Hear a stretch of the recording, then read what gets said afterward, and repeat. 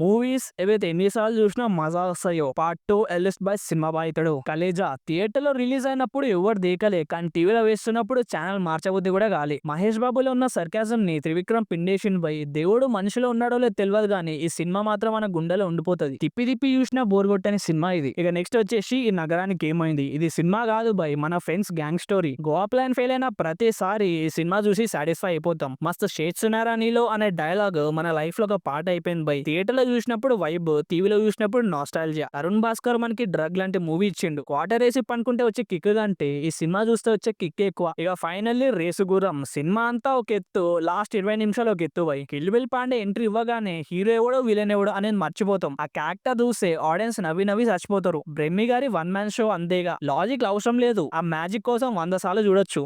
Cutout చూసి కొన్ని కొన్ని నమ్మేయాలి డ్యూడ్.